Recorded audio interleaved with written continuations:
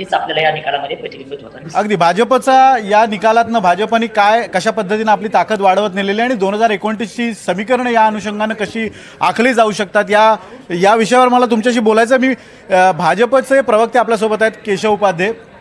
केशवजी, आत्ता जसं श्रीराम पवार सर म्हणाले की भाजप सत्तेचा उपयोग व्यवस्थित करतोय आणि आपल्याकडनं निधी व्यवस्थित जाईल अशा पद्धतीचे आश्वासन आहे. म्हणजे नितेश राणे असतील किंवा जयकुमार गोरे असतील हे तर आता प्रत्यक्ष म्हणजे उघडपणे सांगतात की जर आम्हाला मतं दिली नाहीत तर निधी मिळणार नाही. असं आहे की मुळात असं आहे की सरकार म्हणून एक उत्तरदायित्व तुम्ही असता, तुमच्याकडून लोकांच्या अपेक्षा असतात आणि त्यामुळे जर एक सरकारच्या निधीचा योग्य पद्धतीने वापर, खालपर्यंत वापर, जनतेपर्यंत, तर त्यात वावगं काय.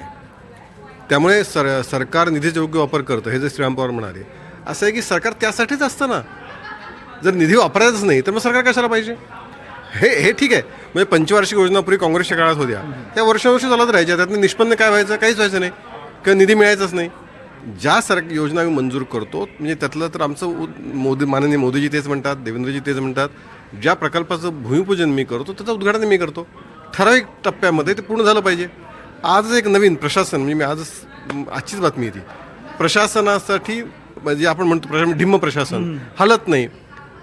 सचिव दर्जाच्या अधिकाऱ्यासाठी गुणपत्रक काढण्याचा निर्णय आजच झाला म्हणजे त्याच्यामध्ये आला आहे की त्याच्यामध्ये 100 मार्काचं तुम्ही फाईल कुठपर्यंत अडवली आहे, फाईल किती दिवसात क्लिअर केली आहे, त्याच्यानंतर निगेटिव्ह मार्किंग आहे. म्हणजे असं मला असं वाटतं की शेवटी प्रशासन गतिमान करत जर विकासासाठी जर तुम्ही पुढे नेणार असाल तर त्याचं स्वागत मला वाटतं ज्येष्ठ पत्रकार आहेत श्रीराम पवार त्यांनी करायला हवं होतं तशा पद्धतीने. कारण शेवटी जनतेची कामं झाली पाहिजे, जनतेप्रती उत्तरदायी असणं ही भारतीय जनता पार्टीची धारणा आहे. आणि म्हणून भारतीय जनता पार्टीने महाराष्ट्र देशाच्या राजकारणामध्ये नवीन एकीकडे सगळे प्रकारचे सरकार अँटी इन्कम्बन्सीचा एक शब्दप्रयोग रूढ झाला होता की सरकारच्या विरोधामध्ये अँटी इन्कम्बन्सी आहे. त्याच्या ठिकाणी भारतीय जनता पार्टीची सरकार वारंवार निवडून येतात. प्रो इन्कम्बन्सी नावाचा एक नवीन कन्सेप्ट भारतीय जनता पार्टी आणला. त्याचं कारण असं होतं की आम्ही दिलेल्या गोष्टी पूर्ण करतो आणि त्यानंतर जनता निवडून देते. त्यामुळे अशा पद्धतीने जर आम्ही निवडून जे गोष्टी सांगतोय त्या गोष्टी पूर्ण करतोय आणि त्याचं प्रतिबिंब म्हणून भारतीय जनता पार्टी निवडून देत हा नंबर 1चा मुद्दा. नंबर 2, जिल्हा परिषदेच्या निवडणुकांनी पुन्हा एकदा कारण 17 नंतर या निवडणुका झाल्यात. आता ग्रामीण भागातला, तळागाळातला आणि खेड्यातला माणूस याच्यामध्ये मतदान करतो होता जिल्हा परिषदमध्ये.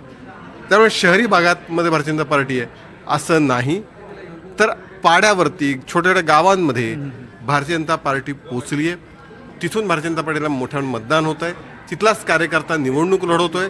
हे चित्र एका अर्थाने ग्रासरूटची पार्टी आत्ता जर म्हटलं तर भारतीय जनता पार्टी एकमेव पार्टी देशामध्ये आहे असं म्हटलं तर वावग होणार नाही. आणि म्हणून पार्लमेंट ते पंचायत तक ही जी सगळी भारतीय जनता पार्टी सगळीकडे दिसते त्याचं रहस्य भारतीय जनता पार्टीच्या कार्यकर्त्यांची प्रचंड मेहनत आहे. म्हणजे मगाशी उल्लेख आला की माननीय देवेंद्रजींनी सभा रद्द केल्या, पण मुळातच गेल्या अनेक वर्षामध्ये भारतीय जनता पार्टीच्या अनेक प्रदेशाध्यक्षांनी ज्या पद्धतीचं संघटन निर्माण केलं, मी मगाशी खूप नावंही घेतली.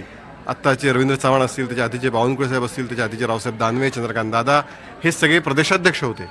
यातून भारतीय जनता पार्टीचा विस्तार होत गेला आणि आज हे यश देवेंद्रजी स्वतः अध्यक्ष होते, मुख्यमंत्री आहेत, राज्याला पुढे नेण्याचं काम करतायत. आणि महायुती म्हणून एकनाथ शिंदे, आता दुर्दैवाने अजित पवार आपल्यासोबत नाहीत, पण या तिघांनी मिळून जो एक स्वप्न बघितलं होतं ते प्रश्न सोडवण्याची इच्छाशक्ती जनतेला पटतीये म्हणून जनता आत्ता याप्रमाणे मतदान करते.